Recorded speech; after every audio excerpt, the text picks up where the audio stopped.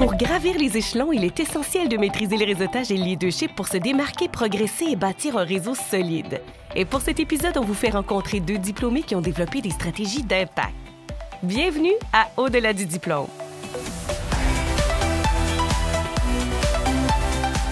Offert grâce à notre partenaire TD Assurance, ce balado est une présentation du Bureau des diplômés de l'Université du Québec à Trois-Rivières.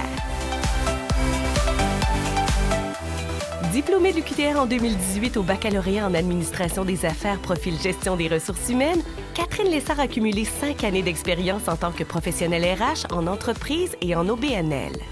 Jeune femme impliquée et collaboratrice hors pair, elle a occupé jusqu'à tout récemment le poste de directrice générale de la Jeune Chambre de la Mauricie, un organisme qui a pour mission de générer des opportunités afin de soutenir, développer, rassembler et faire rayonner les jeunes gens d'affaires. Karina Pépin est directrice marketing chez Aléo, une entreprise spécialisée en sommeil. Avec 12 années d'expérience en marketing et en gestion, Karina est diplômée de l'UQTR avec un parcours DEC-BAC en administration concentration marketing. Son expertise réside dans la capacité à identifier et combler les incohérences, toujours avec une approche résolument orientée vers les solutions. Reconnue pour ses compétences en stratégie de croissance, elle excelle à optimiser les processus et à renforcer l'efficacité des projets, maximisant ainsi l'impact des partenariats et des initiatives d'image de marque.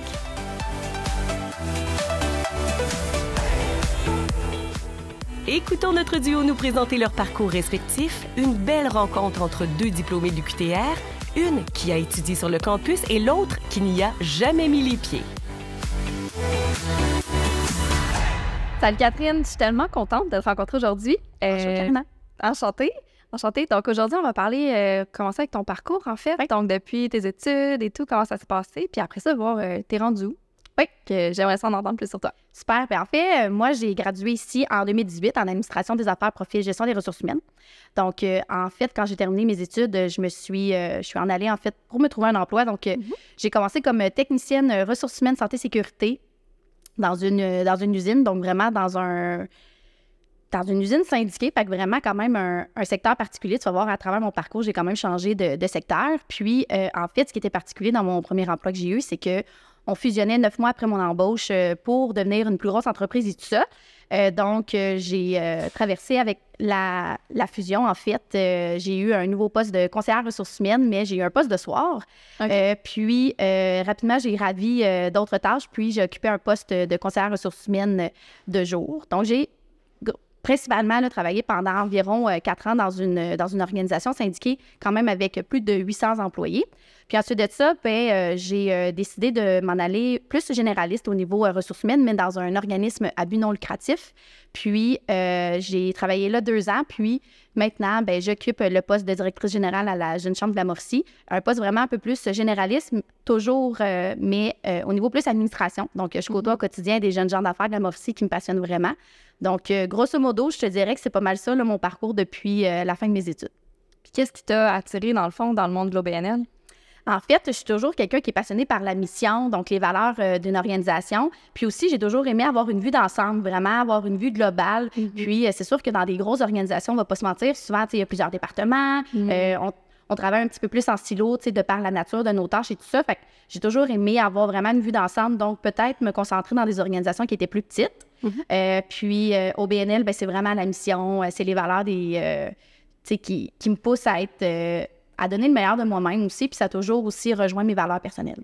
Puis quand tu as commencé, qu'est-ce qui t'a amené vers le monde un petit peu plus comme usine et tout, SST, c'est quand même, c'est différent, c'est un monde en soi, là. Fait que de ton côté, comment ça s'est passé? Oui, effectivement, c'est un beau parcours. En fait, je vais faire la petite anecdote historique. En fait, j'ai fait une technique, moi, en bureautique. Donc, j'ai toujours aimé l'aspect travail de bureau, mais quand j'ai fait mon stage, je me suis rendu compte que je voulais avoir un peu plus d'autres responsabilités, tout ça. Mais pendant mes études, j'ai travaillé à la Commission des normes équité, santé, sécurité au travail. Donc, j'ai eu un emploi étudiant pendant 5 ans. Okay. Puis, donc, c'est là que l'amour de la santé sécurité a comme popé, si je peux dire ça comme ça. Puis, donc, quand je me suis cherché un emploi à la fin de mon parcours, une autre anecdote personnelle, j'ai décidé de faire un voyage de fin de bac pour vraiment comme prendre du temps pour moi là, après un long parcours d'études.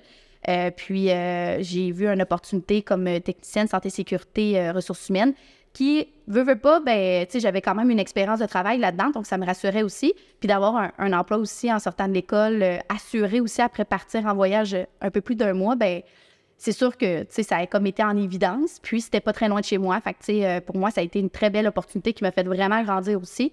Parce que sans ça, j'aurais jamais vu une fusion d'entreprises aussi grande. J'aurais jamais eu d'expérience dans un monde syndiqué aussi avec du personnel syndiqué. Fait que c'est de là est parti mon intérêt santé-sécurité. Puis, de fil en aiguille, ben je me suis créé j'ai découvert, en fait, d'autres intérêts. Puis, voilà. C'est des mondes différents aussi, là, tu sais, le syndicat, la plus petite entreprise, la grande entreprise, syndiquée, pas syndiquée, au BNL. Fait que tu es venu toucher comme quand même à plusieurs secteurs. Là. Effectivement. Puis, tu sais, c'est sûr qu'en tout et partout, tu sais, ça va faire, mon Dieu, il faut que je pense toujours mes mathématiques. Ça fait 6 ans que j'ai gradué. Ça va bientôt faire 7. Puis, tu sais, entre-temps, ben, j'ai effectué certaines tâches, certains postes aussi pour voir un petit peu qu'est-ce qu'on veut, tu sais, on va pas se mentir, on sort de l'école, hein, puis souvent, on est comme, on se cherche un peu, on sait les domaines qui nous intéressent, mais à un moment donné, il faut vivre aussi l'expérience terrain puis dire, ben qu'est-ce qui nous plaît. Fait que petit à petit, en ayant effectué plusieurs secteurs, en ayant vu plusieurs choses, ben j'ai vraiment plus défini de qu'est-ce que je veux, puis vers où je veux m'aligner. Tu te considères vraiment plus généraliste que, tu sais, spécialiste, puis est-ce que tu trouves que tu sais, ton parcours de ce que tu étais en ressources humaines et tout ça t'a amené à déterminer ce que tu n'aimais pas aussi, tu sais, au fil des postes que tu as eus, tu sais, probablement qu'il y a quelque chose que tu t'es dit. Est-ce que tu parles de ce que tu as aimé puis de définir ce que tu aimes, mais je pense qu'aussi dans notre parcours, on définit ce qu'on n'aime pas. Exact. Bien, ça, c'est sûr, mais c'est sûr que moi, à la base, tu sais, j'ai quand même fait le bac en administration des affaires. J'ai toujours eu l'intérêt quand même pour tout ce qui touche le monde des affaires, mais j'ai pris la concentration en ressources humaines parce que pour moi, l'humain est important, puis c'est vraiment... Je me voyais pas faire d'autres concentrations que RH, pour être très honnête, mais c'est sûr que il y a des choses, des fois, qu'on n'aime pas, mais veut pas... Surtout, on va pas se mentir, quand on sort de l'école puis qu'on travaille avec l'humain puis qu'on n'a pas... tu sais, un rôle RH, c'est quand même... C'est super important dans nos organisations, qu'elles soient petites ou grosses, mais des fois, comment qu'on le voit aussi peut être différent d'une personne à l'autre ou d'une organisation à l'autre. Mais ça a toujours été l'humain là, qui m'a attirée. Fait que c'est pour ça aussi, je veux pas l'OBNL, la mission, l'humain, ou tu sais... C'est pour ça qu'un petit à petit, ça a juste été un entonnoir, en fait. Oui, il y a vraiment un fil dans ton parcours. Oui, exactement. Par rapport à ça. Super. Puis est-ce que tu penses que, tu sais, ce que tu as appris, dans le fond, là, dans un rôle où est-ce que tu as un rôle de gestion, là, si on veut, que le parcours que tu as fait, tu sais, on s'entend, là tu es à la tête d'un OBNL, là, fait que c'est sûr et certain que tu gères beaucoup de choses aussi. Tout à fait. Le côté gestion, ressources humaines, comment tu vois le lien, tu sais, entre ça dans ton rôle en ce moment? Parce que tu gères l'humain, mais tu gères la business, tu sais, dans le fond aussi. Exactement. Bien, c'est sûr que, tu sais, en ayant eu un rôle conseil, veut pas, ça t'aide vraiment à te donner des outils là, pour avoir un rôle de gestionnaire, en fait, tu sais, dirigeant d'OBNL d'entreprise. Fait que c'est sûr que d'avoir côtoyé au quotidien autant des employés, les demandes, tu sais, un climat de travail, peu importe, tu sais, on va pas se mentir, souvent, une RH dans une entreprise porte plusieurs chapeaux déjà à la base. Fait que c'est sûr que ça n'a pas été nécessairement... Oui, il y a des choses que j'ai appris vraiment dans mon rôle de DG en ce moment à la Jeune Chambre, ça c'est sûr, tu sais, dans le sens que c'est pas moi qui faisais les budgets et tout ça, mais ça reste que d'être capable d'être polyvalent puis de toucher plusieurs dossiers à la fois. Tu sais, c'est sûr que, comme tu le sais, j'imagine toi aussi, Karina, de ton côté, tu sais, on part d'un dossier à l'autre, on se fait appeler, on change de dossier. Donc, il faut être vraiment comme en mode action-réaction. Il y a plusieurs dossiers à la fois. On est le numéro d'urgence quand il y a quelque chose. Toujours. Souvent, aussi, les RH dans une organisation, bien, c'est souvent ça. Tu sais, on a le côté beau aussi, mais il y a aussi le côté gestion des urgences, priorité et tout ça. Fait que c'est sûr que ça m'a vraiment beaucoup aidé, je pense, à avoir la vision globale aussi, d'être capable d'être polyvalent, puis de bien gérer aussi des urgences, parce que, tu sais, ça arrive là, en étant au travail. À un moment donné, la gestion des urgences, des priorités varie. Mais en étant RH, ça m'est déjà arrivé, moi, d'avoir, tu sais, des employés qui arrivent dans mon bureau, situation vraiment très particulière aussi, très personnelle, où ce que c'est comme, bien, je tasse ce que j'avais prévu dans ma journée, puis je prends 1 heure, 2 heures pour t'accompagner, pour t'aider à être à l'écoute et tout ça. Fait que je pense que ça m'a aussi développé ce sens-là aussi, d'avoir aussi des soft skills, là, je sais pas comment le dire en français, mais tu sais, c'est sûr que ça l'a aidé, mais c'est sûr qu'on apprend beaucoup aussi en étant une direction d'OBNL ou une dirigeante d'entreprise. J'imagine que toi aussi dans ton parcours, mais c'est pas mal ça, Ouais. Puis en termes de, comme, tu as parlé de beaucoup de choses, là, mais de gestion de crise, puis tout ça, tu sais, de travailler ce côté-là, d'être au top, de devoir, tu sais, t'es en haut dans la hiérarchie de l'entreprise, dans le fond, mais tu dois quand même gérer ces problématiques-là qui sont urgentes, t'es le point de contact, tout ça. Comment tu fais pour toi, comme personne aussi, comme humain, pour te préserver là-dedans? Parce qu'il y a une pression qui vient aussi avec le titre. Là. Bien, c'est sûr que tu le dis exactement. C'est sûr qu'il y a une pression avec le titre. C'est sûr qu'on va pas se mentir qu'en étant un numéro d'urgence, en étant une direction, un dirigeant d'entreprise, bien, il faut savoir s'écouter parce que c'est sûr que tu vas avoir des demandes de tous les côtés, puis même amener la gestion d'urgence. Mais je pense qu'amener aussi l'expérience de travail ou l'expérience dans ton poste te fait dire aussi tu connais un peu plus. C'est sûr que l'expérience ne veut pas va t'aider. Tes dossiers, tu vas les régler plus vite. Tu vas savoir plus quoi faire qu'au départ, peut-être, quand c'est une nouvelle situation. Mais c'est sûr que plus que tu te connais aussi en tant qu'humain, puis dire c'est quoi tes limites, puis, tu sais, pas être gêné non plus de mettre tes attentes ou de mettre tes balises, tes limites et tout ça. Parce que souvent, tu sais, on côtoie tellement de gens dans une journée que, tu sais, eux, ils savent pas, là, ton horaire dans ta journée. Fait que, tu sais, si toi, tu acceptes une 8e réunion dans ta journée, bien, lui, il sait pas, là, il pense peut-être juste que c'est la seule réunion que tu as aujourd'hui. Fait que, tu sais, c'est aussi de te connaître tes limites, mais de pas avoir peur aussi de les dire parce que, tu sais, ça reste qu'on est tous des humains puis on connaît pas non plus l'horaire de tout le monde. Non, définitivement, c'est sûr, c'est un bon point. Est-ce que tu as des trucs que tu as appris, dans le fond, peut-être même à ce stade-ci, plus dans ta carrière, ou même au départ, que ça a évolué, en fait, que tu vois vraiment que au début, en sortant de l'école, tu faisais certaines choses que là, aujourd'hui, tu te dis, non, on parlait de soft skills, mais un peu ça, dans le fond. Qu'est-ce que tu vois qui te suit encore, mais qui a vraiment beaucoup évolué dans ta carrière, dans les 6 dernières années, dans le fond? Y a-t-il quelque chose qui te vient en tête? Ben, je te dirais un peu le leadership. Tu sais, ça reste que j'ai toujours été quelqu'un qui je pense, qui avait qui est une leader née, je vais dire ça comme ça. Là, je veux pas non plus m'auto-proclamer leader. Là. Mais tu sais, j'ai toujours été quelqu'un qui aimait s'impliquer, puis que souvent, tu sais, c'est moi qui s'assurais que tout va bien, tu sais, la répartition des tâches et tout ça. Mais je pense que je l'ai développé encore plus davantage dans les rôles que j'ai occupés depuis la fin de mon bac. Puis en fait, c'est aussi mieux l'occuper, ce rôle-là. Tu sais, au départ, ça se fait un peu comme naturellement, on le sait comme pas trop. Mais finalement, ben, petit à petit, on le sait, tu sais, on accueille des stagiaires aussi à la Jeune Chambre, puis souvent, on a un rôle de mentor aussi. Fait tu sais, de voir ça, puis de voir la jeunesse aussi, puis de me dire, ben voilà, 7 ans, j'étais à leur place, puis de voir aussi tout ce qu'on a appris de notre côté, tu sais, je le vois aussi que j'ai évolué en tant qu'humain aussi, puis en tant que gestionnaire, puis mentor et tout ça. Fait que je te dirais que ça serait ça, l'élément que je vois que j'ai toujours eu, mais que j'ai plus vu éclore, je te dirais, là, depuis la fin de mon bac. Super beau, c'est vraiment beau. Donc, Karina, ben, de ton côté maintenant, peux-tu me dire ton parcours après tes études, puis qu'est-ce que tu fais présentement? Oui, certainement. Fait que dans le fond, c'est vraiment drôle parce que tu as dit que tu avais fait un bac en administration. Ben, moi aussi.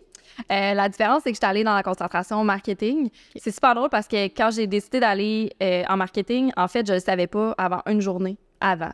Moi, je voulais m'en aller du côté humain. Je voulais m'en aller travail social. C'est ce que je voulais, psychologue. Puis là, j'ai réalisé que, attends un peu, là, c'est trop d'études pour moi. Moi, j'ai besoin que ça aille vite. Ça fonctionne pas. Fait que comment je peux faire pour, au lieu d'analyser l'humain, analyser la compagnie? Tu sais, c'est un peu le même que je l'ai tourné. Fait que c'est comme ça que j'ai décidé d'aller en marketing. Puis quand j'ai commencé, mon premier stage, en fait, c'était dans l'événementiel. Donc, c'était vraiment... Je touchais à tout parce que on faisait des kiosques là, pour, tu sais, des genres de salons de l'auto, des choses comme ça. Là. Il y avait aussi des clients corporatifs et tout. Mais ça m'a été vraiment ma première expérience. C'était comment générer des nouveaux contacts dans des événements. Là. C'était vraiment ça. Super niché, super précis. Fait que j'ai fait comme 1 an là-dedans. Puis après ça, j'ai été dans une compagnie où ils faisaient des événements à travers le Canada. Fait qu'au final, j'ai compris, j'aidais les gens à avoir le bon matériel puis tout ça. Puis après ça, j'ai amené ça, tu sais, dans le monde des ressources humaines.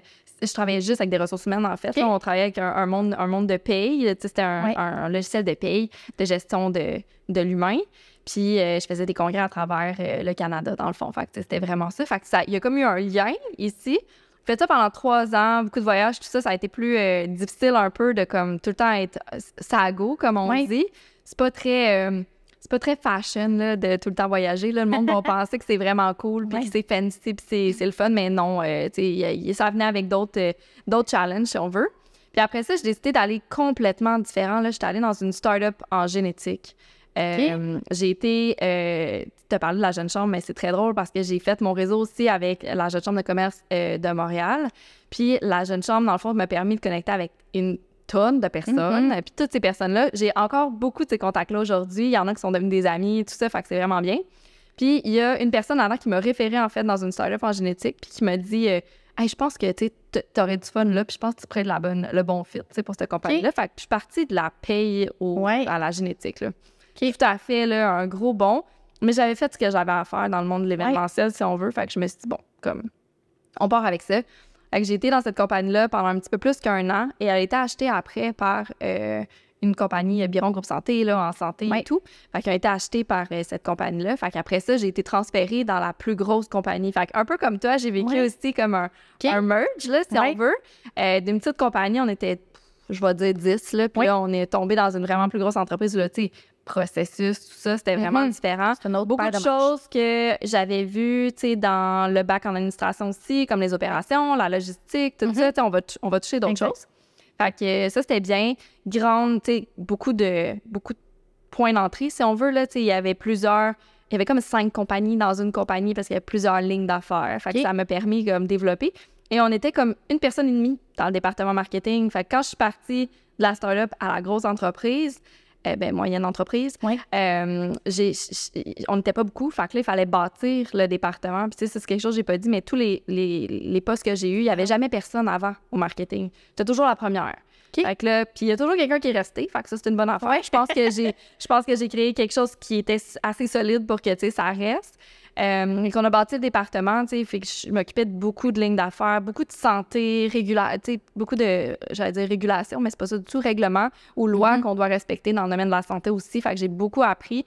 Car là, je me considère aussi un couteau suisse comme toi, là, assez généraliste, pas spécialisée dans rien, mais j'ai des petits dadas, là, tu sais, j'ai des petites choses que j'aime plus. L'automatisation marketing, entre autres, c'est quelque chose que j'adore faire. Tout ce qui est comme plus stratégie aussi, là, le go-to-market, tout ça, tout ce qui est comme... déterminer où est-ce qu'on va aller et tout. J'aime vraiment ça. Puis, par la suite, dans le fond, j'ai été en congé de maternité, j'ai eu mon petit bébé et j'ai décidé, en fait, de tout simplement parce que mon cerveau me le permettait pas, je voulais pas retourner dans la grande entreprise avec une équipe et tout. Je voulais recommencer en start-up. Je voulais recommencer puis me dire, je fais mes affaires, je repars mes trucs, je sais comment ça marche, c'est pas la première fois que je le fais, c'est ma 5e fois, je vais être correcte, tu sais. Fait que j'ai voulu partir ça comme ça. Puis là, tu vois, là, on a 2 employés de plus dans l'équipe, tout ça. Fait que pu grandir tout ça aussi. Fait que vraiment un parcours qui m'a permis de un à l'autre de toujours tenir un petit quelque chose, tu sais, de toujours tenir un fil conducteur. Tu sais, aujourd'hui, c'est très drôle, je travaille chez Aléo, une clinique du sommeil, puis chez Aléo, on travaille avec des ressources humaines. Donc, je travaille avec des gens que j'ai déjà rencontrés ou avec qui je travaillais dans le passé aussi. Je suis restée dans le domaine, tu sais, de la santé et tout. Chez Biron, je travaillais aussi dans le sommeil. Là, il y a encore du sommeil. C'est différent, on n'offre pas les mêmes services, mais vraiment, ça l'a permis de faire comme un super beau parcours. Puis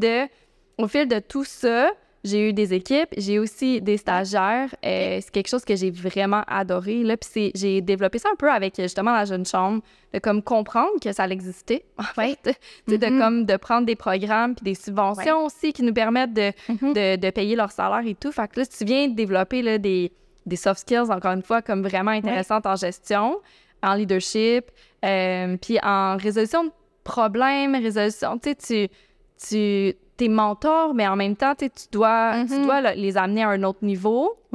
T'as pas toujours la connaissance non plus. Fait que toi aussi, t'apprends à être un gestionnaire, t'apprends à communiquer, t'apprends à faire du feedback, tout ça. Fait que, non, c'est super intéressant, ça. Puis j'en prends encore aujourd'hui, tu sais, je vois vraiment même si j'ai eu des équipes, tu sais, je vois vraiment un intérêt à continuer ça, dans le fond, d'avoir des équipes, que ce soit des plus juniors ou pas, là, tu sais, je trouve que c'est le fun d'apprendre d'eux aussi, puis ils me tiennent à jour. Parce que moi, j'ai gradué il y a 13 ans, je pense, fait il y a des choses que ça l'a bougé, ça l'a changé, puis si tu te tiens pas à jour, ben des fois, ils arrivent avec des nouveaux concepts qu'il n'y avait pas à l'université, là. Moi, quand que je l'ai vu, ils l'avaient pas du tout. Puis là, je suis comme, je l'ai vu en pratique, mais en théorie, pas du tout. Fait que comment tu fais ça? Fait que j'apprends aussi de ça. Fait que c'est super, ça rend la chose super intéressante, puis plus dynamique aussi, ce que j'ai besoin dans ma carrière puis dans mes rôles. Là, tu as parlé de vraiment beaucoup de choses. J'ai plein de questions pour toi. Vas-y. Tu as dit que tu étais souvent la première personne là, qui montait un département marketing dans tous les jobs que tu as eus. puis que même tu es parti d'une PME, moyenne entreprise, pour revenir en start-up. Ouais. Dans le fond, pourquoi l'intérêt de, je ne veux pas dire de toujours recommencer, mais je pense que, peut-être que tu aimes ce défi-là aussi de partir à zéro. Qu'est-ce qui te motive là-dedans? J'aime définitivement recommencer, mais recommencer au propre. OK. Je vais dire ça comme ça. Parce que j'apprends de ce que j'ai fait dans les autres. Puis des fois, j'ai pas toujours eu du succès. Là. Il y a des choses que tu mets en place, puis que t'es comme... Tu y repenses, puis tu te dis, ouais, c'était peut-être pas le meilleur choix. Ouais. Mais maintenant, on dirait que j'ai appris de ces erreurs-là, puis je suis capable de le faire plus vite. Puis je suis capable de mettre en place des processus. Puis je pense que ce qui me stimule le plus là-dedans, c'est l'efficacité comme organisationnelle puis opérationnelle. Tu sais, j'adore ça, autant que je détestais mes cours d'opération à l'université. Mais aujourd'hui, tu sais, je vois le parcours client, je vois les améliorations possibles. Je considère que le marketing, c'est aussi central à plusieurs entreprises. Il n'y a pas tout le monde qui le considère encore comme quelque chose de central, mais souvent, on travaille avec plein de départements. J'adore ça, pouvoir apprendre de tout le monde, puis aller chercher les forces de chaque département pour essayer de créer le parcours le plus sain ou le plus facile possible pour l'usager ou pour la personne qui vient chez nous, tu sais. Donc, ça, ouais, définitivement, je sais pas pourquoi j'aime ça recommencer, mais on dirait de recommencer d'une meilleure façon. Ça va pas avec les mêmes erreurs que je pourrais avoir faites dans d'autres postes, tu sais. Je pense que c'est plus ça qui fait que j'aime ça. Je te dirais peut-être que ça va s'essouffler un jour parce que à un moment, je vais peut-être juste vouloir améliorer ce qu'il y a aussi en place puis juste passer au deuxième niveau dans la même compagnie. C'est très possible aussi. Mais pour l'instant, ça fitait aussi avec mon mode familial, où est-ce que j'étais, ma charge mentale que j'étais prête à prendre à ce moment-là. Oui. Puis aujourd'hui, ben j'ai aussi, je l'ai même pas mentionné, mais pendant mon congé de maternité, j'avais aussi commencé de la consultation parce que j'avais besoin de me garder à jour, tout ça. Fait que j'ai encore, tu sais, j'ai ma consultation que je fais de temps en temps. Évidemment, j'ai un poste en plein, je peux pas donner 100 heures par semaine, là, ça c'est sûr et certain. Mais je me garde à jour avec certains autres petits projets, tu sais, marketing, ou comme là, tu vois, j'ai aidé une compagnie dernièrement à recruter le bon marketeur pour sa start-up. Fait que ils sont venus vers moi, ils ont dit « Qu'est-ce que t'en penses? Est-ce que ce profil-là ferait du sens? » Puis j'ai dit « Ben, qu'est-ce qui te fait peur? Qu'est-ce que tu cherches? Qu'est-ce que tu voudrais vraiment? » Donc, on a posé les questions, j'ai passé la personne en entrevue, puis j'ai dit tout de suite après l'entrevue « Ça va être fait, ça sera pas fait. Ça, tu vas avoir besoin de budget. Planifie-toi du budget. » Tu sais, comme de vraiment venir voir... Parce que quand tu es en entrevue, tu vas mettre tout ça beau puis tu peux tout faire dans les 2 prochains mois. Mais la réalité, c'est que quand tu arrives dedans, c'est pas tout à fait le cas, tu sais. Fait que ça, ouais, j'ai gardé ça. Fait que j'ai des clients des fois une fois de temps en temps. Là, c'est pas, je peux pas en prendre autant que je voudrais parce qu'évidemment, je veux garder mon implication à 100% dans une entreprise aussi. Fait que ça me permet... Tu sais, de garder tantôt, je disais de garder à jour avec les stagiaires, mais garder à jour aussi avec des projets comme ça qui sont un petit peu plus différents. Fait que ça, c'est quelque chose que j'aime bien. Parfait. Puis dis-moi, là, en ce moment, c'est pas toi qui as parti l'entreprise auquel tu es la gestionnaire, tu es la dirigeante de l'entreprise en ce moment, mais c'est pas toi qui l'as parti, là. Je suis directrice marketing présentement dans le rôle où je suis. Je suis impliquée à plusieurs niveaux, là. La direction, dans le fond, on a une équipe de leadership, donc je suis impliquée dans le leadership. Je me rapporte directement au président. Je parle beaucoup aussi avec le conseil d'administration, le board, dans le fond, pour les différents projets. Fait que, je suis pas celle qui l'a parti, pas du tout. Ça a été créé en 2015. Fait que ça fait un bout que ça existe déjà, mais depuis les 2 dernières années, dans le fond, là, j'ai amené la fonction marketing au sein de l'entreprise, dans le fond, qui n'existait pas avant. Super. Puis, tu sais, je vois en toi aussi la fibre entrepreneuriale. Tu l'as mentionné que tu étais consultante, mais c'est pour ça que de la façon que tu me parles, je me dis, mon Dieu, on dirait que c'est toi qui l'as starté dès le début. Puis, dis-moi, est-ce que tu as toujours eu l'impression, tu sais, là, tu as un rôle de direction. Est-ce que tu t'es toujours vu dans un poste comme ça, tu sais, depuis que tu es sortie? J'imagine que toi aussi, tu as gravi les échelons. Tu n'as pas eu un poste de direction tout de suite en sortant de l'école, mais tu t'es toujours vu dans ce rôle-là? Non. Je m'en ai dit oui puis non, mais là, je vais dire non. Le pourquoi, c'est que moi, le titre, ça veut rien dire pour moi. Moi, c'est les responsabilités, puis c'est la tâche, puis c'est mon carré de sable. Dans quel carré de sable je peux aller jouer? Puis quand je sais dans quel carré de sable je peux aller jouer, ben comme parfait. Ça se peut des fois j'aille jouer un peu dans le carré de sable de quelqu'un d'autre parce que je suis comme on va juste, on peut regarder ça ensemble puis essayer de trouver des façons de faire. Mais j'ai pas besoin du titre pour nécessairement vouloir faire la job, tu sais. Fait que est-ce que j'aspire à être VP marketing un jour? Peut-être pas. Je vais suivre un peu la culture de l'entreprise si c'est là où est-ce que ça fait du sens avec mes années d'expérience, avec la charge qu'ils veulent faire. Mais au final, l'idée, c'est comment moi, je peux t'aider. Puis je sais que moi, je sais ce que je suis capable de faire, puis je sais c'est quoi mes limites, puis je sais comme où je peux t'amener. Après, si tu veux qu'on le fasse ensemble, en souriant, en ayant du plaisir, puis comme, on va le faire, tu sais. Fait que c'est vraiment ça qui... je pense le titre change pas plus que la tâche. C'est vraiment les tâches, les responsabilités. Le purpose, je pense, le purpose. Tu dis, genre, l'entrepreneurial puis la passion, ben c'est un peu ça, tu sais. Exact. Je suis passionnée par ce que je fais, puis quand j'en parle, ben j'aime ça, puis, tu sais, j'ai envie de vouloir aider les gens, puis dans le rôle actuel, tu sais, une clinique du sommeil, ben si j'aide les gens à mieux dormir, mais moi qui est nouvelle maman, je peux comprendre que le sommeil, c'est hyper important. Fait que, tu sais, dans différentes entreprises avec qui on travaille, là, c'est vraiment agréable de voir qu'on fait une différence. Super. On s'arrête quelques instants pour une courte pause afin de vous présenter une capsule de TD Assurance, un partenaire important du Bureau des diplômés de l'UQTR qui vous offre des rabais et privilèges. Cette capsule vous informe sur la tranquillité d'esprit avec la clause de pardon TD Assurance. Et au retour, on discute des meilleurs trucs pour gravir les échelons dans le monde du travail. Lors d'une réclamation avec TD Assurance, la clause de pardon est une option avantageuse qui peut contribuer à votre tranquillité d'esprit.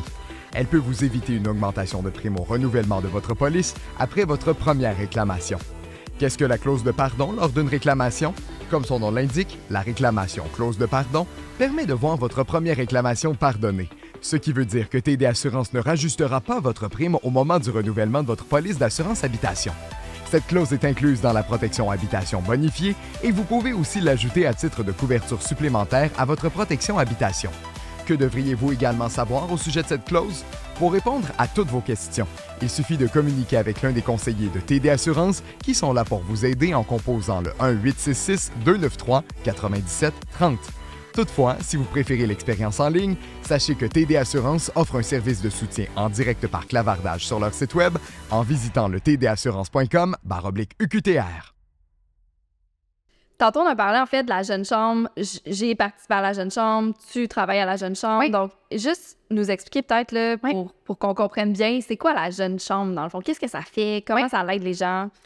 Bien, dans le fond, les jeunes chambres, il y en a plusieurs sur plein de territoires au Québec. Là, ça reste qu'on n'est pas la seule ici en Mauricie. Bien, on est la seule jeune chambre en Mauricie, mais je veux dire qu'il y a d'autres jeunes chambres sur le territoire au Québec. En fait, on est des organismes à but non lucratif. Donc, pour parler, moi, de mon côté, de la jeune chambre de la Mauricie, bien, c'est un OBNL qui existe depuis maintenant 38 ans, puis qui a parti de gens, de jeunes qui avaient un intérêt commun, là, l'entrepreneuriat, le monde des affaires, puis qui voulaient se rencontrer pour développer leur réseau, puis mettre en lumière leur entreprise, leur projet, tout ça. Puis, de fil en aiguille, bien, ça l'a grossi. Puis, maintenant, là, on a des employés à la permanence de l'organisme. Puis, en fait, la jeune chambre, on est là. Notre mission, c'est de générer des opportunités pour les jeunes gens d'affaires de la Mauricie. Donc, nous, on vise 18-40 pour, en fait, on établit une programmation annuellement là, pour pouvoir leur permettre soit des formations à faible coût pour pouvoir les développer, des activités de réseautage. On a aussi des déjeuners conférences pour pouvoir avoir un parcours entrepreneurial ou de gens des affaires aussi pour venir nous inspirer. Fait qu'on est vraiment là pour générer des opportunités. Puis aussi, on est là pour les mettre en lumière. On a un gala reconnaissance à chaque année. Donc, les entreprises peuvent déposer leur candidature, les gens qui s'impliquent aussi. On a même un volet aussi implication étudiante parce que pour nous, tu sais, un étudiant aussi, on le sait, on l'a vécu nous aussi. De ton côté, je ne sais pas si tu t'es impliqué, mais moi, je me suis vraiment beaucoup impliquée autant à mon passage à l'UQTR que dans d'autres organisations externes.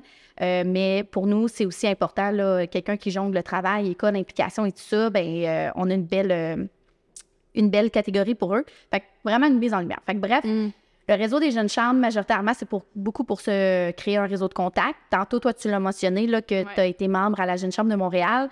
Qu'est-ce qui t'a poussé, toi, de ton côté, là, à t'inscrire comme membre? Oui, bonne question. Je pense que la Jeune Chambre, ce qui m'a attirée le plus en premier, c'était l'opportunité d'événements, d'activités, de diversité aussi. Exact. Il y avait, moi, j'ai fait du mentorat. Dans le fond, j'avais été jumelée avec quelqu'un qui faisait de l'événementiel chez Evenco. Fait que ça a été là où pourquoi l'événement a commencé. Ça a été mon premier stage, mon premier emploi. T'sais, après ça, j'ai été aussi collaboratrice puis directrice il y a beaucoup de bénévoles dans le fond. Fait que, on vient apprendre de ça aussi à collaborer dans le monde des affaires. C'est pas pareil qu'à l'université. Exact. On vient vraiment comme se faire un petit baluchon, là, tu sais, on met nos premiers soft skills, tu sais, qu'on commence à mettre en place, dans le fond. Fait que je trouvais ça super important de venir développer ça, puis je trouvais que, moi, je sais même pas si je l'ai mentionné tantôt, mais j'ai été à l'Université de Trois-Rivières hors campus, donc j'avais pas nécessairement tout ce qui était disponible, tu sais, de l'université, dans le fond. Fait que je me sentais pas autant outillée, et en faisant des recherches, puis tout ça, j'ai trouvé ça, puis je me suis dit, garde, essaye-le 1 an, puis tu verras. Puis Exact. je sais même pas combien d'années je suis restée là-bas, mais assez pour faire 2 ou 3 collaborations. Est-ce que j'étais des bénévoles, puis après ça, directrice, fait que peut-être un 4 ans, si on veut. Mais j'ai tellement eu de contacts, puis je faisais tous les événements. Tu sais, ça a été un moment où est-ce que je le fais, j'embarque comme à 150%. Exact. Fait que là, j'avais des contacts, je suis restée en contact avec ces personnes-là. C'est comme ça que j'avais eu certains emplois. Tout ça, fait que, tu sais, ça a vraiment grandi mon réseau. Oui. Puis ça me suit encore aujourd'hui, tu sais. Puis j'ai autant les soft skills que le côté juste gestion des événements. Hey, on avait... Tout se faisait, c'était un OBNL. Fait que tout se faisait avec 0 budget. Il fallait être vraiment créatif, comme très, très créatif. Puis ça a travaillé un peu les partenariats aussi. Tu sais, aujourd'hui, j'en fais un peu plus de partenariats aussi dans mon rôle actuel. Fait tu sais, de comment on approche les gens, comment on approche les compagnies. Tout à fait. Tu sais, je peux pas juste dire qu'on est un OBNL puis qu'ils vont tout me donner. Ça marche pas de même. Il faut créer des relations, tout ça. Fait que tout ça a fait que je pense que ça a été vraiment marquant dans mon parcours. Puis j'ai arrêté quand j'ai commencé à trop voyager, en fait. Puis j'étais comme là, ça fonctionne plus, là. Tu sais, j'y arrive plus. Je trouvais que je participais... Je donnais pas assez d'efforts, tu sais. Je trouvais que je devrais en donner plus. Puis là, je donnais pas mon 100%. Fait que je me suis dit, bon, regarde, c'est beau, j'ai donné, ça a été correct, j'en ai fait beaucoup. Mais je les suis encore, tu sais, sur les réseaux sociaux. Je suis encore là, je vois encore ce qui se passe.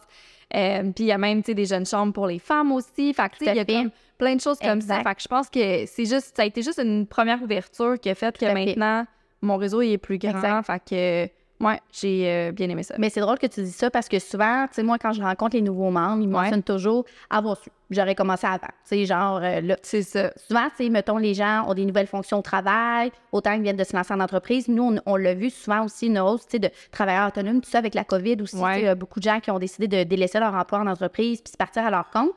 Mais c'est souvent parce qu'ils se disent, bien, avoir su, j'aurais été membre avant parce que je ne savais pas. Fait que, tu sais, nous, on essaie aussi de démystifier tout ça, mais il y a tellement aussi de chambres qui ont chacun aussi leur type d'activité, de projet. Tu l'as mentionné, femmes, il y a aussi, mettons, hispanique, Amérique latine, peu importe, en fonction aussi de la culture et tout ça. Puis, pour vrai, je le mentionne à quel point, tu sais, ça nous aide dans notre... les gens disent, j'aurais commencé plus tôt, aussi pour nous créer un réseau de contacts, mais aussi juste pour se développer en tant qu'humain. Tu sais, on le mentionne qu'on est là, oui, pour développer des réseaux puis développer notre formation, mais en même temps, ça nous développe tellement à force de rencontrer des gens nouveaux, c'est niaiseux, mais tu sais, on se met à chaque fois dans des situations où on rencontre des personnes nouvelles. Fait que là, tu sais, le sentiment de stress de l'inconnu, de se présenter, de pratiquer notre pitch, puis quand même nous, on fait des rencontres parce qu'on a aussi l'opportunité de pouvoir faire des visites dans des classes, puis on le mentionne aux jeunes parce qu'on se dit des fois, tu le vois pas tout de suite, mais dans 10 ans, tu vas te dire, avoir su, je l'aurais fait. Puis en même temps, autant que ça nous ouvre des opportunités aussi, même des fois dans des stages, dans des emplois, dans des collaborations. Moi, je me dis à quel point maintenant, on jase. Oui, maintenant, je me dis tout le temps, je vais à quelque part, puis je connais tellement de monde encore plus, puis je me dis, on est petit. Mais à quel point que ça facilite après le contact. Tu sais, on s'est rencontrés dans une activité dynamique, tout ça, on jase un peu, puis on fait comme, ah ouais, hey, intéressant ton projet ou intéressant ton entreprise. Tu sais pas trop si ça va marcher, s'il va y avoir quelque chose qui va sortir de là cette soirée-là. Peut-être pas, mais mettons 2-3 mois après, tu vas dire « Hey, il me semble que je me souviens d'avoir rencontré Karina. Je me connecte sur LinkedIn avec toi. » Puis finalement, le contact est déjà là, c'est déjà moins stressant, puis tout se fait vraiment comme de façon naturelle. Exact. Tu sais, moi, je dis toujours, dans ton parcours entrepreneurial ou le monde des affaires, si tu t'impliques dans une jeune chambre, pour vrai, ça devrait être comme ta porte d'entrée. Parce qu'en même temps, ça te met en contact aussi avec plein d'acteurs socio-économiques. Tu sais, autant... tu sais, des gens pour du financement, des subventions, on le sait quand on est en start-up, peu importe, le financement peut être un frein, peu importe. Mais ça reste que ça peut t'aider. Fait que oui, tu connais d'autres gens, mais aussi ça. Puis ça me fait penser, mettons, comment tu vois ça, tu sais, dans ton parcours? Est-ce que tu penses que ça t'a généré des opportunités? Oui. Tu as quand même grandi. Est-ce que tu penses que ça t'a... Comment, selon toi, un jeune genre d'affaires ou un entrepreneur en monde 2024, qu'est-ce que ça prend, tu penses, pour gravir les échelons? Je pense qu'il faut, tu sais, te parler d'être capable d'ouvrir une nouvelle conversation, puis tu sais, de comme partir. C'est pas évident, tu sais, il faut que tu te vendes. Il faut que tu apprennes à te vendre, dépendamment de ce que tu veux. Il faut t'apprendre à te vendre, d'être un bon communicateur, vulgarisateur de ce que tu veux, mais de ce que l'entreprise a aussi besoin, de où tu devrais aller. Ouais. Moi, je pense beaucoup que si tu veux te démarquer, il faut que tu ailles un peu above and beyond your role. Il faut que tu ailles en faire plus que ce que tu es supposé faire. Mais pas nécessairement de dire que tu fais 80 heures par semaine. Là, je parle pas de ça. Il y a un équilibre à avoir, mais plus de mettre l'effort au bon endroit. Tu sais, si tu as un rôle, si, par exemple, tu t'exécutes beaucoup manuellement, puis là, tu es tanné d'exécuter beaucoup manuellement, ben tu sais, tu peux automatiser tes choses. Tu peux aller à la prochaine étape et automatiser tes choses dans un rôle où est-ce que tu fais de la coordination, par exemple, où est-ce que là, tu vas pouvoir te focusser sur ton projet bonbon qui est le prochain podcast. Tu comprends? Fait que tu vas vouloir t'impliquer dans d'autres choses. Ben prends-le en charge. Puis je pense que dans le monde d'aujourd'hui, c'est hyper bien vu, tu sais. C'était peut-être plus difficile dans mon temps, si je peux dire ça comme ça, dans mon temps. Ça fait 12 ans là, que j'ai gradué, 12-13 ans que j'ai gradué, mais l'idée, c'est qu'il y avait beaucoup plus de hiérarchie, fait que tu peux pas nécessairement te permettre, tu sais, de dire « Hey, je vais faire ça ». Si ça rentrait pas dans ta description de tâche ou dans ton rôle, si c'était à quelqu'un d'autre, ben tu sais, non. Maintenant, je pense que si tu as une idée puis que c'est avec un autre département, ben regarde, hey, on va se parler, comme on pourrait regarder ensemble, faire un projet sur ça, qu'est-ce que t'en penses? Tu vois-tu l'impact comme moi je le vois, tu sais, on pourrait peut-être essayer de changer des choses. Fait que, tu sais, je pense que de ce niveau-là, ça m'a amené beaucoup de choses, de bien vulgariser les choses, de bien entrer en contact avec les gens, puis de pas me sentir mal de dire comme, faut que j'aille y parler, mais il est pas à mon niveau, tu sais. C'est un niveau de plus, puis c'est dans un autre département. J'ai le droit de parler. Ben oui, t'as le droit de parler. Il y a une façon d'approcher les choses. Fait que je pense que d'avoir cette ouverture-là, puis de se dire, regarde, au pire, c'est quoi le pire qui peut arriver? Tu sais, ça marchera pas? Bon. Exact. OK, ça marchera pas. Ben c'est sûr qu'il faut essayer. Ben c'est ça, c'est ça. Fait que, tu sais, je sais pas pour les gens, tu sais, de vraiment, comme, qui viennent vous voir à la jeune chambre, s'ils se disent tout un peu la même chose, tu sais, de comme, ben là, tu sais, j'aurais dû commencer avant, mais en même temps, OK, tu dois commencer avant, mais en même temps, tu sais, t'as quand même appris des choses, puis là, tu vas apprendre d'autres nouvelles choses. Fait que, tu sais, c'est pas perdu, tu sais, comme... Mais maintenant qu'ils le savent, puis que vous en parlez dans les écoles, super belle opportunité. Puis même moi, avec les stagiaires que je prends souvent, tu sais, des stagiaires à chaque session, ben je leur dis, là, tu sais, qu'est-ce que tu fais en dehors du travail? Qu'est-ce que tu fais en dehors de l'école? Tu sais, y a-tu des choses qui t'intéressent? Tu veux-tu grandir ton réseau? Ceux qui déménagent aussi, des fois, j'en ai qui sont plus loin, puis là, ils veulent s'en venir à Montréal, ils n'ont pas de réseau, ben par où commencer? Tu sais, fait que je pense que ça, d'être capable de grandir ton réseau pour être en mesure de monter si c'est ce que tu souhaites, parce que certaines personnes ne désirent pas ça, puis c'est très correct aussi. Mais de pouvoir avoir les gens autour de toi qui vont faire que tu vas aller plus vite dans ton...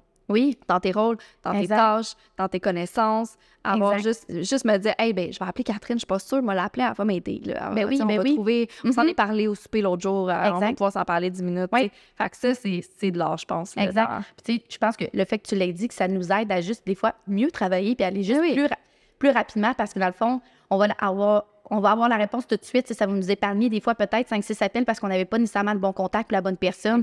Des fois, on veut appeler à quelque part, mais on a juste le numéro général, le info, puis des fois, ça prend du temps avant d'avoir une réponse. Fait que juste ça nous permet juste aussi de mieux faire notre travail puis d'être juste un peu plus rapide aussi dans notre travail. C'est ça, tout à fait d'accord. Tantôt, on a parlé que toi, tu étais campus, moi, hors campus. J'aimerais ça t'entendre sur ton expérience parce que définitivement, c'est sûr que c'est deux expériences complètement différentes. Fait que dis-moi, comment ça s'est passé, toi, tes années sur le campus à l'université? Oui, mais dans le fond, moi, j'ai fait mon bac en 3 ans, mais moi, je voyageais. Je viens pas de Trois-Rivières, je demeurais pas à Trois-Rivières, donc je voyageais un petit peu, là, j'ai une trentaine de minutes, là, toujours dans la Mauricie. Fait que quand je venais à l'UQTR, je veux pas, j'essayais de comme maximiser mon temps de déplacement. Fait que je travaillais pas très loin à la commission, puis fait que je maximisais vraiment mon temps ici. Fait que si j'étais pas en cours, je m'impliquais auprès de mon association étudiante où j'ai fait des compétitions académiques. Fait que sérieux, je passais tout mon temps à l'UQTR. J'ai toujours dit, même anecdote drôle, ma mère elle disait tout le temps, t'es plus souvent à l'école que t'es chez nous. Puis c'est vrai, parce que j'habitais chez mes parents à l'époque. Puis pour vrai, l'UQTR a toujours été ma deuxième maison, dans le sens que je passais littéralement tout mon temps ici. Même si j'avais pu avoir un lit, sûrement que je l'aurais fait parce que ça aurait été encore mieux dans mon maximiser mon temps. Mais, tu sais, l'UQTR va toujours rester pour moi ma deuxième maison, une maison, tu sais, qui m'a accueillie pendant 3 ans, auquel j'ai des souvenirs pas possibles parce que je me suis impliquée, j'ai rencontré des gens. Je pense toujours à quand j'ai occupé mon rôle à la jeune chambre, pas longtemps après, on a eu les portes ouvertes, puis on essaie de s'impliquer là, auprès de la communauté étudiante pour faire connaître la jeune chambre. Puis je tenais un kiosque, puis je me souviens de quand je suis arrivée sur le campus, mais là, j'avais tellement un rôle L'émotion. totalement différent. Tu sais, j'arrive pas là avec mon laptop, mon coton ouaté, mon café. Là, j'arrive, tu sais, comme un petit peu plus en mode professionnel. J'arrive avec mon roll-up, puis là, je parle avec le service aux étudiants pour savoir où c'est que je m'installe. Mais puis là, je parlais à des gens, tu sais, mais dans ma tête, j'étais encore là dans ma tête. Là, T'étais eux, t'étais avec eux. eux. Là, Ouais. c'est ça. Même si ça fait comme 7 ans, mais dans ma tête, j'ai encore 20 ans. J'imagine que toi aussi, tu dois te dire ça souvent. Là, on dirait qu'on vieillit pas. Ouais. Mais tu sais, juste d'avoir ce petit feeling-là, de dire, ben je suis de retour à la maison, mais là, on dirait que j'ai un rôle totalement différent, mais je le file toujours. Puis c'est sûr que, tu sais, pour moi, l'UQTR, même si c'est une université, mais à quel point qu'on est toutes proches, soudées, tu sais, ça reste que... Je comprends. Tu sais, on est une grande université, mais une petite université aussi, là, tu sais, c'est sûr, je peux pas comparer, mais ça reste que je pense ça nous permet de créer vraiment des liens super forts, tu sais, même avec autant les professeurs, les membres du personnel, je veux dire, je me suis tellement impliquée que je connais tout le personnel au niveau SAE ou chasse-galerie ou peu importe, fait que pour moi, c'est vraiment totalement différent comme expérience. Toi, de ton côté, l'inverse. Hors campus, comment... Ça a parti d'où? Puis pourquoi, tu sais, hors campus, cette opportunité-là? Ouais, ben j'avais mentionné tantôt que, tu sais, une journée avant là, la fin des inscriptions, j'ai changé d'avis, je savais plus ce que je voulais faire. Fait que là, je regardais mes options. Puis, tu sais, en fait, ça a été une opportunité pour moi d'avoir le hors campus parce que ça a rendu le programme accessible. J'aurais pas pu là, déménager à Trois-Rivières au moment où est-ce que j'étais dans ma vie. Ça n'aurait pas fonctionné, tu sais. Fait que, mais c'était plus limité. Puis, en fait, le programme que j'avais pris, qui était un deck back dans le temps en administration marketing, était disponible à Longueuil. Donc, c'était proche de chez moi. Fait que, tu sais, j'avais cette opportunité-là. Puis, j'ai été vraiment super contente d'avoir cette chance-là, si je peux dire, de trouver quelque chose qui était pas du tout travail social humain, psychologie, pas du tout, mais en même temps, qui me permettait de faire similaire, mais dans un autre monde complètement. Parce que c'est deux jobs complètement différents. Mais moi, je me l'avais comme tourné dans ma tête en disant comme si je m'en vais vers plus les entreprises, tu sais, le corporatif, ça va être un peu la même chose dans le fond, fait que juste différent, puis ça sera pas du 1 à 1, je ramènerai pas les problèmes à la maison, puis encore là, je ramène clairement les projets à la maison, là. Mais tu sais, au moins, j'avais comme cette ouverture-là. Fait que c'est sûr que c'était différent, c'était dans un cégep à Longueuil, fait que j'ai plus eu l'impression d'être dans un univers... cégep, tu sais, je m'impliquais moi aussi beaucoup, j'avais la coop, j'ai travaillé à la coop, fait que je maximisais mon temps sur place, j'ai passé énormément de temps là, définitivement. Mais aussi, ce que ça a créé, c'est qu'on était comme très proches quand même, là, parce qu'on était, on n'avait pas 42 cohortes, là, tu sais, fait qu'on était vraiment plus, je me sais même pas combien il y en avait, mais on n'était pas beaucoup, fait qu'on se suivait, puis il y a une personne des fois dropait, mais il y a personne qui se rajoutait, là, tu sais, c'était vraiment plus serré, si on veut. J'ai encore des amis à qui je parle de ce moment-là de ma vie, puis tout ça. Fait que je suis vraiment comme, je suis choyée, je peux dire ça comme ça, je suis chanceuse d'avoir eu cette opportunité. Reconnaissante, d'avoir eu cette opportunité-là, qui malheureusement, je pense que si j'avais pas, tu sais, s'il n'y avait pas eu ce programme-là, je ne sais pas du tout où est-ce que j'aurais été. J'aurais peut-être pris une année à réfléchir, tu sais. Mais là, c'était proche. Oui, ça se faisait bien en voiture. Ça ne me donnait pas des coûts supplémentaires pour d'autres choses, tu sais, comme de venir à Trois-Rivières. C'est 2 heures de route de chez moi, là. Fait que c'est pas possible. Fait que, tu sais, tout ça, ça a comme créé un petit cocon, si on veut. Fait que c'était un peu un safe space pour moi aussi, dans le sens où est-ce que, tu sais, on avait notre monde, on avait notre endroit, c'était pas trop loin de la maison, tout ça. Fait que c'était vraiment bien. Puis on se créait aussi, tu sais, on se créait nos moments, là, tu sais, même si c'est hors campus, tu sais, on se créait nos moments quand même. Même s'il n'y avait pas tous les avantages d'être sur un campus non plus. C'est sûr que, tu sais, l'aspect d'être un deck back, c'est une cohorte, là, souvent, tu sais, moi, je l'ai vécu quand j'ai fait ma technique avant d'arriver à l'Uni, où c'est plus petit, puis souvent, on se suit aussi dans notre parcours. Puis, tu sais, c'est sûr que l'opportunité de deck back t'a-tu permis de le faire condenser? T'as pris moins de temps aussi à faire tes études, fait que t'es sortie comme plus jeune théoriquement que moi. Non, je suis sortie, je crois que j'avais 20 ans quand j'ai fini, 21 peut-être. Puis j'avais les stages en même temps aussi, il y avait les stages intégrés. Fait que, tu sais, c'est comme... c'est ça. Je pense que le temps qu'on a eu, qui était très, très condensé, on avait des cours l'été, tu sais, c'était vraiment... c'était très condensé, là, c'était tout le temps, là. Mais en même temps, ce que je voulais, c'était de finir puis d'aller te mettre les 2 mains dedans le plus rapidement possible. Puis ça répond vient à ton avec besoin. Exactement, ça vient avec ma personnalité, ta personnalité aussi, je pense. Oui, Fait que, on est vraiment chercher ces 2 côtés-là. Puis, et comme je dis, c'est une opportunité. Tu sais, si je sais vraiment pas en quoi je vais réorienter sinon. Fait que je pense que j'ai eu une certaine chance là, de pouvoir le faire de cette façon-là. Ouais. Puis peut-être qu'un jour, je retournerai à l'université, qui sait, sur un campus, peut-être. J'apprends toujours, je fais toujours plein d'autres choses aussi. Exact. Il y a différentes façons d'apprendre, que ce soit par la jeune chambre ou par l'école. Ben, je pense qu'on peut y gagner de différentes façons. Oui. Bien, écoute, regarde, c'est quand même grâce à l'UQTR qu'on se rencontre aujourd'hui. Définitivement. Fait qu'on est là aujourd'hui, puis on a pu se parler, belle rencontre. Je suis pas mal sûre qu'on va rester en contact. Tout à fait.